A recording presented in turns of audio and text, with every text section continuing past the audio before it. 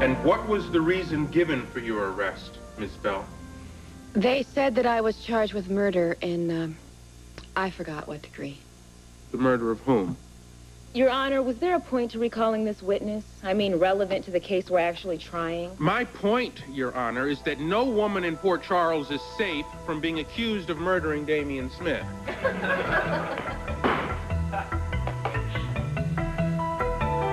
How confident in the evidence against you did Detective Garcia seem? Witness is not a psychologist. I'll rephrase, Your Honor. What did he say to you about it? I believe the word airtight was bandied about. But despite all of this airtight evidence, the case against you was dropped. Well, I guess the fly in the ointment was that Damien wasn't really dead. Thank you, Ms. Bell. Ms. Jensen, you may cross-examine. I can think of nothing relevant to ask this witness, Your Honor. That's never stopped you before. Counselors, this is a trial, not a sporting event. And I will not play referee. You're excused, Miss Bell. Thank you. Mr. Ward? We would like to recall Police Commissioner Scorpio, Your Honor.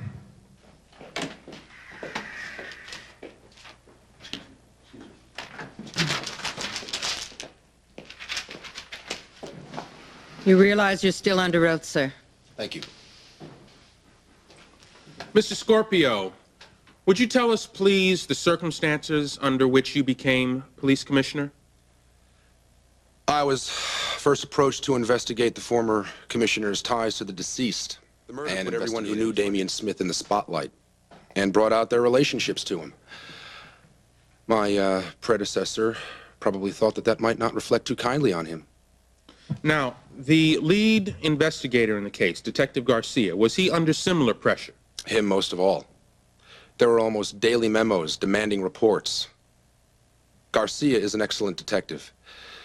But there's no question that the Katherine Bell incident embarrassed his division, and besides, coupled with the pressure that was put on him, might have led him to make a mistake or to settle on the suspect with the most vulnerable alibi, my client? I gather that's what the jury's here to decide. Thank you, Mr. Scorpio.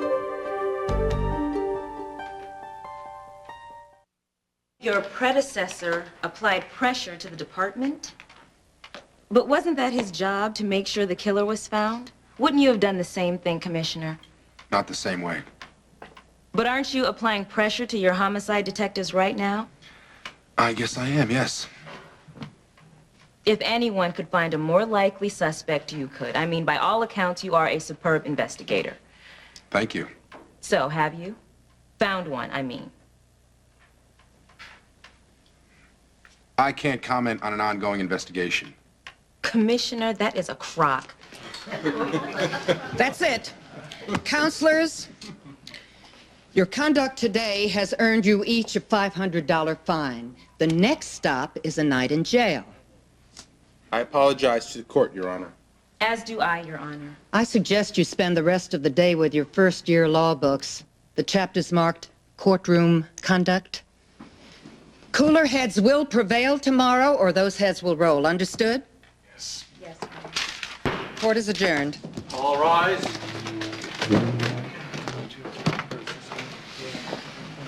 I think I'm gonna sleep well tonight for a change.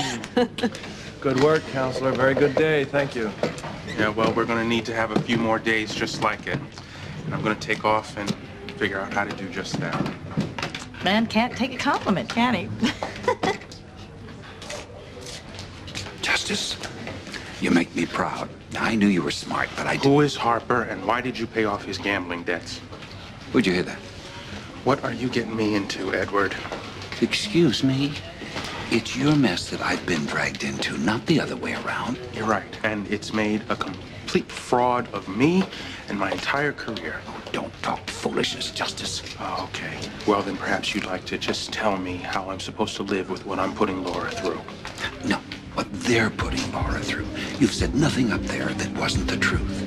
Now, if they're crooked or incompetent, whichever they are, this case should never have been brought to trial.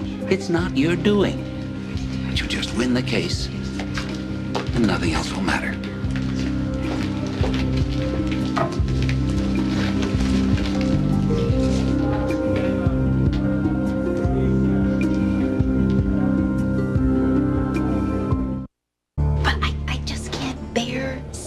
here and doing nothing anymore. Those people on the jury still have no idea who I am. Oh, I'm not so sure of that, sweetheart. They've seen you day after day, handling this whole thing with great dignity and courage. Laura, if that's all there was to it, I'd put you on the stand in a minute. The jury would take one look at you, they'd fall in love with you. There's no way they would believe that you could ever kill anyone until Dara Jensen got up and crossed and let it slip that you have. Twice. Now, is that a risk that you're willing to take? Wait a minute. How can the DA bring up the past? I thought you already argued in chambers that to do that would be prejudicial. I did, and the judge agreed with me. But that is not going to stop Dara from doing her damnedest to let that information slip somehow. Look, even if she has got to take another contempt citation or another fine, it is worth it to her for the jury to hear that bit of information. Sure, I'll stand up, I'll object, the judge will sustain it, but... But the bell is already rung. You got it. Is there any aspect of the law that works at all? Because I want to make a full disclosure. I want to tell the truth and explain myself. Laura, I just don't think it's a good idea for you to take the stand. I hate it, Angel. But I think he's right. I don't think it's a good idea for me not to. Come on, if I don't stand up and look those people in the eye and tell them that I am innocent, what are they gonna think? Well, technically, they're not allowed to infer anything from you not taking the stand, and the judge will instruct them not to. Right, right. Just like she will tell them to disregard anything that Dara lets slip.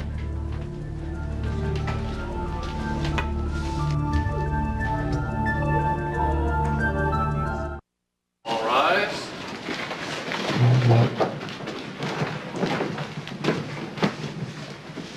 Be seated.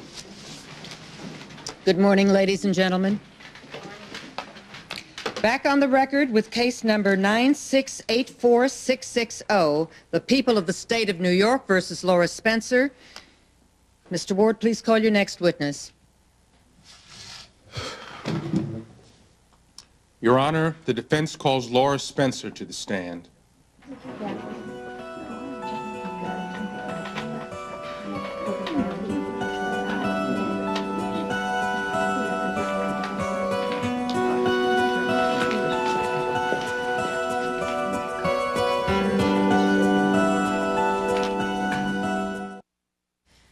Would you state for the court, please, your current occupation?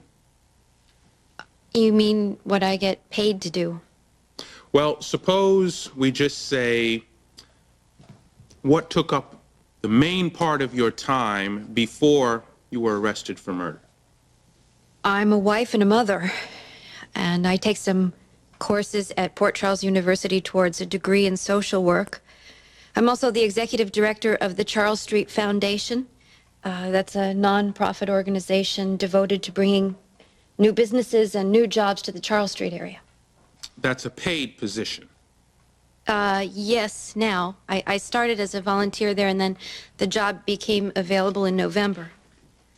I also volunteer at the Ward House, or I did until it burned down, but now I'm on the committee to rebuild it, and I'm very active in local politics, especially community welfare and issues concerning the environment, and I was campaign manager to re-elect a city councilman. And just so everything's above board, would you tell the court, please, the name of that councilman? Councilman Justus Ward. Thank you. Now, would you tell us, please, the events that led up to your being at Ward House the evening of March 15th? I wasn't supposed to be there. Cora White and I had planned to take the children on an overnight excursion to Rochester. They were going to the Science Museum there. And those plans changed? Yes, as it happened, Cora took the kids and I stayed behind. And why was that? One of our babies, James, seemed to be feeling a little ill. He was running a low temperature and he was fussy and he was pulling on an ear, and I've had a lot of experience with ear infections. My daughter, Leslie Lou, is prone to them. So I thought we shouldn't take the chance. and I decided to stay behind at the ward house with Leslie Lou and James to keep an eye on them. I called my pediatrician, Simone Hardy, and I described his symptoms to her, and she thought it might very likely be an ear infection. So she called the pharmacy and gave them a prescription, and I called my husband, and I asked him to go and pick it up and bring it to me at the ward house. And what happened next? I was sitting upstairs, holding Leslie Lou in the rocker and singing to her, and James was in the crib, and suddenly I noticed smoke coming in under the door. And this was your first awareness of the fire? Yeah, I think I didn't realize it right away because we had a fire in the fireplace. But as soon as I saw the smoke, I got right up and I felt the door, and it was very hot, and I know you're not supposed to open it, so there is a bathroom off of the nursery, and I went in there and I wet some towels and I put it underneath the door. Did you attempt to call for help? Yes, I called 911 right away. The phone was dead. There was nothing I could do except to sit there and hold the children and pray that we would be rescued. And we were, thank God. It was a terrifying night. All right. All right. Now, Mrs. Spencer, I would like to examine the allegations that have been made against you one at a time. Now, to start with, it's been suggested that you despised the deceased, Mr. Smith. Would you comment on that?